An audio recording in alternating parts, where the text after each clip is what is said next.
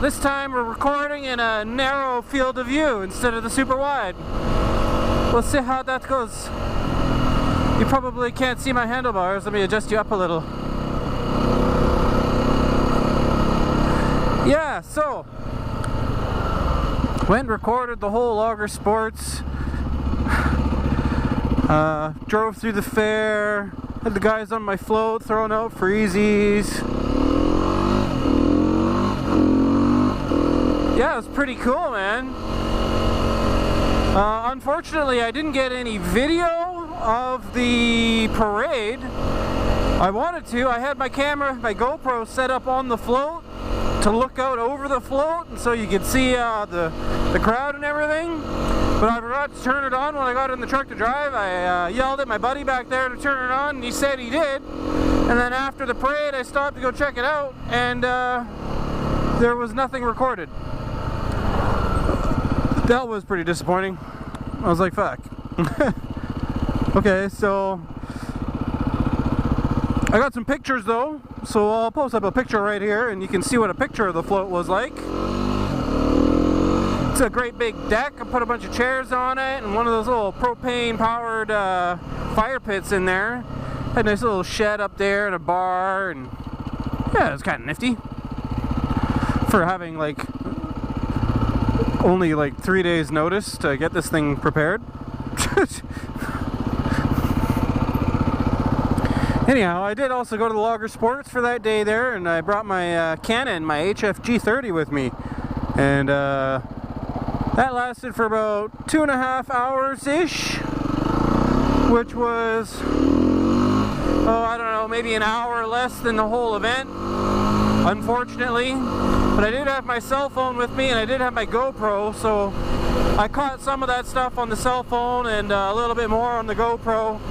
I wandered off to go grab something to eat when my battery died on the main camera. I was like, man, I'm hungry. So then, yeah, so, I mean, what are the things we did there? We did some stuff like, there were choker races. Timers ready. Contestants ready. 1, 2, go. And they're off and running. And they're dry. They're neck and neck. There they go over. Bartow's hurdling the logs. Well, they have a clean set. And Brooklyn whips it around. Bartow's on his way back. He's hurdling them. Last year's winner, Brian Bartow. Back over the log and they stay dry. Excellent win for Bartow. You sell it. Oh, Nick Van Brooklyn. Oh. Last year's winner, Brian Bartow. And there was the tree climbing races. Gentlemen, stand to your tree. Timers ready. Contestants ready. 1, 2, go. And they're off and climbing. They're neck and neck as they pass the first line. Nick Hall's pulling ahead as he heads for the 60-foot mark. He's heading for 80 feet in the air. He's got to ring the bell and head for the ground. Oh, he's coming out of a tree. Look at him go out of that tree. Hold it together. Oh, Lucas. God, another come from behind win in tree number 1. Lucas Grouchon. Now that's some racing. You okay there, Nick? Give us a wave. Nick's okay.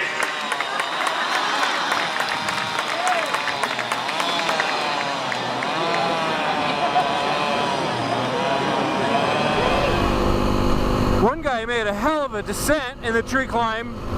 Yeah, check this guy out. Cassidy Shears right there. Brian's on his way down. Cassidy's on his way down. Look at Brian go out of that tree.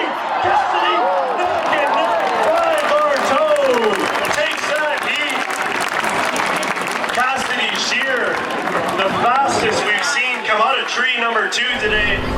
And there was like, you know, there were Jill and Jill hand sawing competitions where 2 women get on either end of a saw and try and cut through a log as fast as they can. Ladies, stand to your block. Oh, Mom, is she getting ready? Timers ready? Contestants ready? 1, 2, go! Look at that sawdust fly. They're off and ripping. Position 2, Danielle Koch, Catherine Spencer. Well down into the block. They're going to put it down.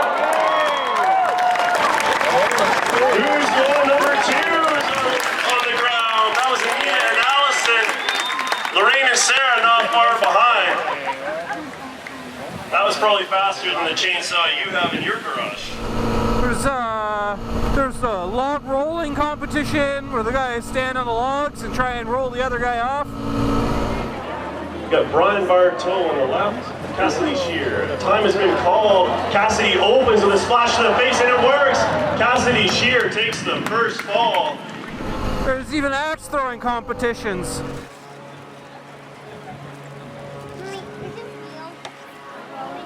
Ooh, it looks close. We got a 4. We're all tied up, 8 apiece.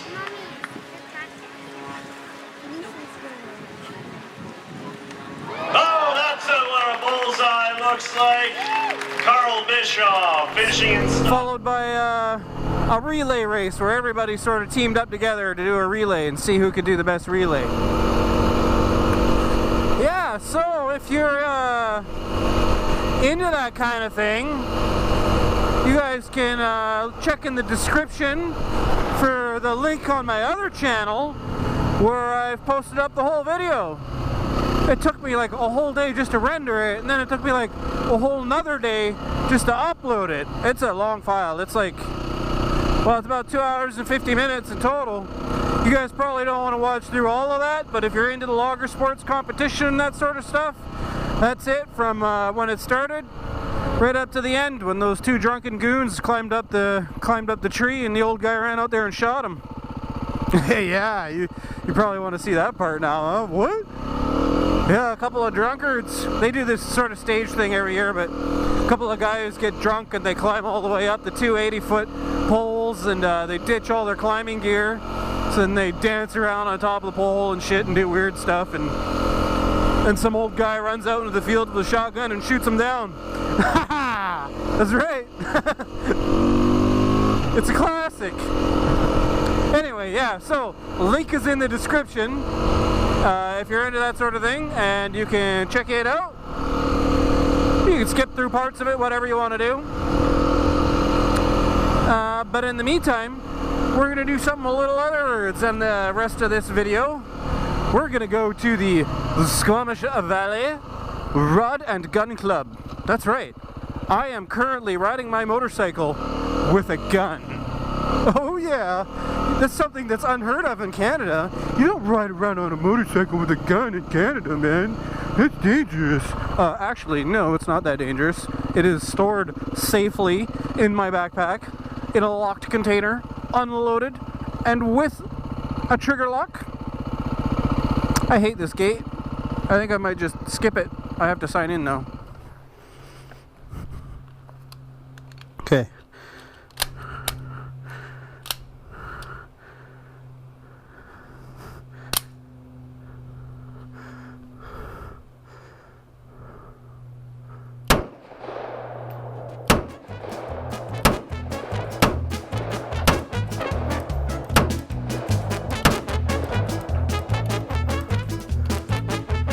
One down.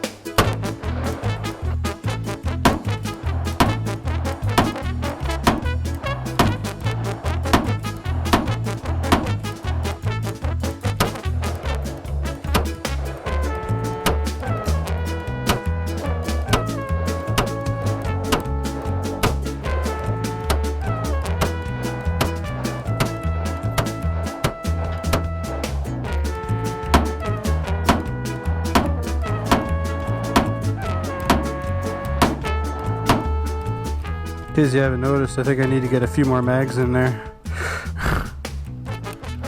These are hard to find though, Russian Tokarev mags. That's what this is. It's a 1952 Russian Tokarev. It's not even the knockoff, it's an original. Shoots a 7.62 by, I think it's a 28? 7.62 by 28? I might have that mixed up with the 7.62 by 25. Pretty sure it's a 28.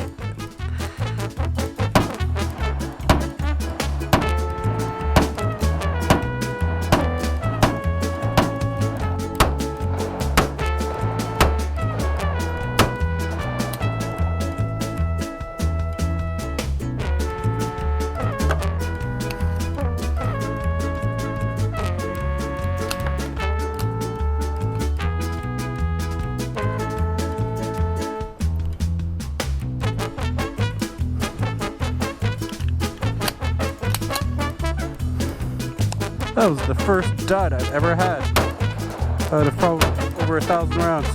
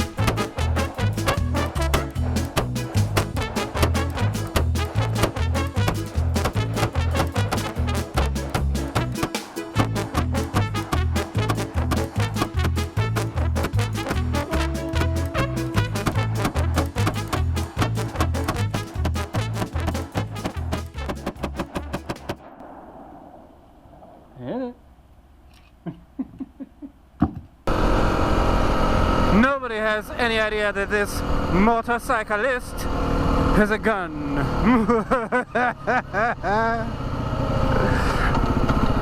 Sorry.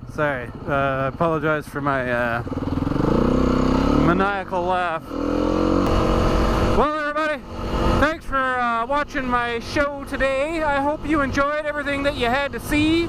Got all this nice background sort of stuff here, a nice little trail through the woods. Even though it's not really a trail, it's a road, it's a piece of pavement. Better give that guy some room there. Because, yeah, there you go. Yeah, so stay tuned for the next video. I don't know what it's going to be or where I'm going to be or what we're going to do. Maybe I'll crash into some trees. Maybe we'll go for a nice coastal drive down the highway on Betty. My insurance runs out in about 10 days. No, 9 days. And if you don't hear from me before then, it's because I gotta go to Alberta. And unfortunately, I have to go to court. It's the trial against the woman who killed my little brother. She hit him with her vehicle and ran, and boy, did she ever turn out to be a piece of work. Almost 60 charges against her. They've almost all been dropped completely. And everything I've been learning about this woman is just a fucking nightmare. And she killed my little brother, so I have to go. I have to go and see. I hope she gets fucking slammed. I've never really wished ill on a person in my life, and I hate to start doing it now, but that's my little brother. And she fucking killed him, so fuck that bitch. Hope she rots in jail. If you're in the open speed bucking, we have 3 heats. Please be ready. The chainsaw's got skulls all on its blade, eh?